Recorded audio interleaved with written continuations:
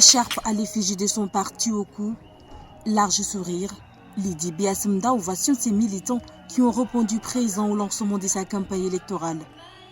Seule femme sur les 10 candidats en course, la fédéraliste ne passe pas par le dos de la cuillère pour valoir ses arguments. Le PDI a formulé 4 priorités. La première priorité est de bâtir une gouvernance partagée, socle de l'émergence d'une nation tchadienne à travers l'instauration de l'État fédéral du Tchad. La refondation du Tchad passe par la mise en œuvre de nouvelles institutions et de nouveaux modes de fonctionnement. L'État fédéral et les États fédérés marqueront bel et bien une rupture entre la centralisation des pouvoirs, des ressources et des opportunités au sein d'une seule institution qui est le gouvernement. Jusqu'au 4 mai, date de la clôture de la campagne électorale, Lydie Biasemda tentera de convaincre les Tchadiens à voter pour elle et pour un État fédéral au Tchad. Une vision qu'elle a déjà défendue bec et ongle au dialogue national inclusif. Cette descente au marché cinquantenaire Edembe dans le 6e et 7e arrondissement de N'Djamena marque le premier contact du président des Rassemblements pour l'équité au Tchad, Théophile Bongoro, avec la population en cette période de campagnes électorales. Comme un officier, le candidat de l'Alliance Bongoro, président à la tête d'une petite délégation, envahit ces marchés et fait découvrir son programme politique à qui veut l'entendre. Vous leur demandez est-ce qu'ils veulent accepter, vous écoutez, et vous commencez à leur expliquer un peu ce que vous pensez de bien pour eux. Nous pensons qu'il n'y a pas meilleure méthode que ça. Et ça fera ses preuves dessus les signes. Ça c'est bien évident parce que vous avez constaté l'accueil, l'engouement et la réception que vous avez été accordée pendant tout ce temps que nous avons pu parcourir déjà la plus de la moitié du marché. On a été repoussé par aucun commerçant qui est là. Si aujourd'hui c'est les marchés qu'il a choisi pour se faire entendre, Théophile Bongoro ne s'arrêtera certes pas à ce niveau. À la place de la nation de la ville, l'effervescence est à son comble alors que les partisans du parti RNDT Le Réveil se sont rassemblés en masse pour soutenir leur candidat à la présidentielle. Dès l'entrée, une foule compacte et colorée s'entasse, portant des banderoles aux slogans revendicateurs. L'atmosphère est électrique, marquée par un mélange de ferveur et d'excitation. Le candidat de l'opposition entre en scène, accueilli par une ovation tonitruante. Son discours se veut mobilisateur, évoquant les problèmes du pays. Si vous n'êtes pas là, ce qu'ils vont faire, c'est quoi? Là où on a voté la solution, ils vont dire que c'est un bulletin nul. Donc il faut être là pour contrôler. Quand ils vont faire le PV, que vous soyez nombreux pour filmer le PV et envoyer. Merci. Battez-vous pacifiquement. Cette élection est la nôtre. Cette élection est l'élection du RNDT, le Réveil, tout le Tchad le sait. Ils veulent voler notre victoire simplement. Mobilisez-vous, mes chers compatriotes. Le Tchad est proche de sa solution. Il faut noter que le candidat du RNDT Le Réveil, Pahimi Padaki Albert, est attendu à Mongo cet après-midi. Un nombre impressionnant de personnes a inondé le terrain du lycée franco-arabe d'Abéché pour écouter le message du candidat des transformateurs, Succès Masra. Et lorsque 17h30 a sonné, l'homme a fait une apparition spectaculaire au milieu de ses véhicules. Pendant 48 heures, il a prononcé son discours en mélangeant les deux langues officielles du pays. Succès Masra n'a pas manqué d'exposer aux Abéchois une série de problèmes qu'il entend résoudre grâce à leur soutien. Cette ville qui offre l'humanité au monde, Abéché, a été abandonnée. Vous leur avez donné 34 ans de pouvoir. Ils ne sont même pas capables de vous donner de l'eau à boire. Et ils ont l'indécence de venir vous demander encore un pouvoir. Ils n'en auront plus. Alors c'est terminé. C'est terminé. Et le peuple doit être capable de reprendre en main sa vie, mes chers compatriotes. Alors, votre courage et votre résilience, c'est ça qui va nous permettre d'y arriver. Conscient que de nombreux militants et sympathisants n'ont pas de carte d'électeur et pourraient donc ne pas voter le jeudi, Succès Masra donne de l'espoir. Si vous êtes enregistré et que vous n'avez pas votre carte d'électeur, ce n'est pas un problème. Avec votre carte d'étudiant, avec votre acte de naissance, avec votre carte d'identité, vous pouvez aller voter pour le candidat numéro 7. Vous avez compris? Cette nouvelle réjouit ces militants qui veulent que leur voix soit comptée le 6 mai prochain. Mobilisation grandiose. Pancarte aux couleurs des partis politiques et bureaux de la coalition brandie. Mahamat Idriss Déby Itno semble être en terrain conquis. Après avoir galvanisé la foule, le directeur de campagne de la coalition, Mahamat Zenbada, passe le micro au candidat. Tout d'abord, il a invité le public à observer une minute de silence en mémoire de son père Idriss Déby Itno, décédé en avril 2021.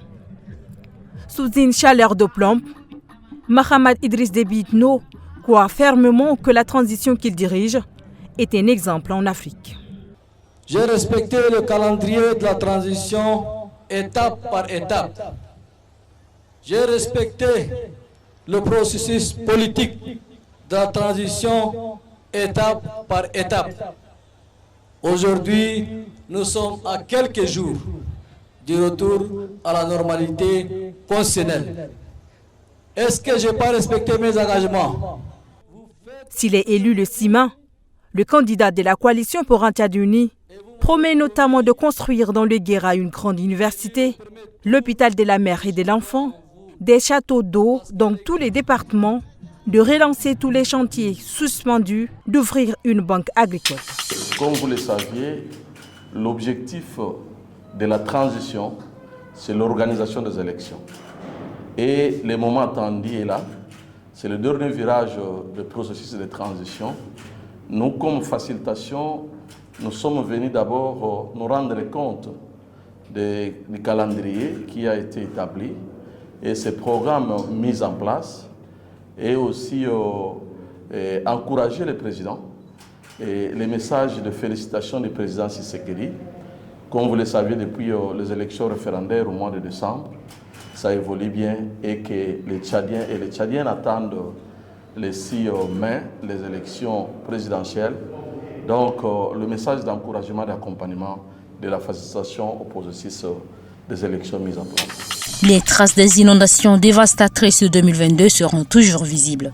Et ce projet a pour objectif de contribuer à renforcer la résilience des communautés périurbaines aux inondations et à l'insécurité alimentaire à travers une production agricole intégrée. J'ai saisi cette occasion pour le saluer, féliciter et encourager de l'Agence nationale des grands virailles vertes et son soutien principal, l'un de nos partenaires privilégiés, qui est le programme des Nations Unies pour le développement PNUD. Je remercie personnellement les représentants du PNUD ici, qui nous a permis quand même d'assister à cette cérémonie. Ce projet profitera à plus de 300 bénéficiaires et 1 an est la durée accordée à la réalisation de cette ferme d'une superficie de 5 hectares. C'est sur financement du programme des Nations Unies pour le développement. Le projet propose une combinaison des actions allant de l'amélioration du cadre institutionnel, de gestion des catastrophes naturelles, de l'accès aux abris durables et de soutien aux activités génératrices de revenus en vue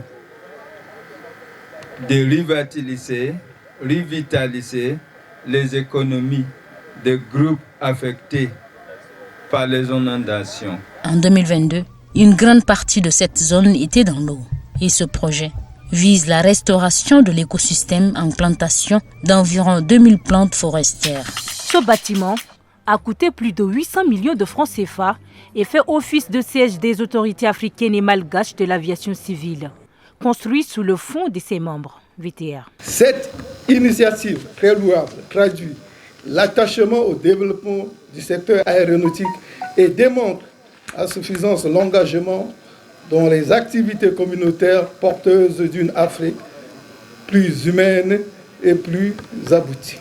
Les autorités tchadiennes se réjouissent d'avoir abrité un siège d'une institution d'envergure dans leur pays Et la construction de ce joyau architectural au Tchad va contribuer au développement du secteur aéronautique. L'aviation civile est un vecteur essentiel de développement économique et social.